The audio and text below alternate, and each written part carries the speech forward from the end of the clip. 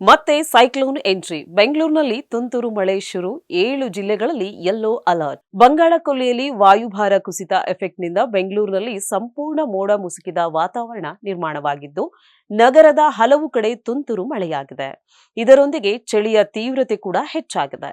ಫೆಂಗಲ್ ಚಂಡಮಾರುತ ಅಬ್ಬರದಿಂದ ದಕ್ಷಿಣ ಭಾರತದ ರಾಜ್ಯಗಳು ಚೇತರಿಸಿಕೊಳ್ಳುವ ಮುನ್ನವೇ ಮತ್ತೊಂದು ಚಂಡಮಾರುತ ತನ್ನ ಅಬ್ಬರವನ್ನ ಸದ್ದಿಲ್ಲದೆ ಶುರು ಮಾಡಿದೆ.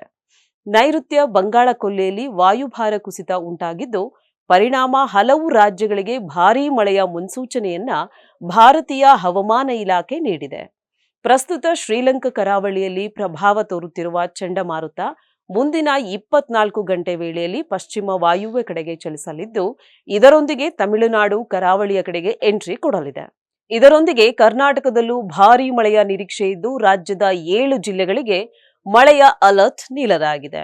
ಇದರಂತೆ ಎಎಂಡಿ ಕರ್ನಾಟಕದಲ್ಲಿ ಇಂದು ಭಾರೀ ಮಳೆಯ ಅಲರ್ಟ್ ನೀಡಿದ್ದು, ದಕ್ಷಿಣ ಒಳನಾಡಿನ ಜಿಲ್ಲೆಗಳಾದ ಬೆಂಗಳೂರು ನಗರ, ಬೆಂಗಳೂರು ಗ್ರಾಮಾಂತರ, ತುಮಕೂರು, ಚಿತ್ರದುರ್ಗ, ಚಾಮರಾಜನಗರ, ರಾಮನಗರ, ಕೋಲಾರ, ಮೈಸೂರು, ಮಂಡ್ಯ ಮತ್ತು ಕೊಡಗು ಸೇರಿದಂತೆ ಹಲವಾರು ಜಿಲ್ಲೆಗಳಿಗೆ ಭಾರೀ ಮಳೆ ಮತ್ತು ಗುಡುಗು ಸಹಿತ ಮಳೆಯಾಗುವ ಮುನ್ಸೂಚನೆ ನೀಡಿದೆ. Ashwavega English News. Coming soon. Your channel, your voice, your trust.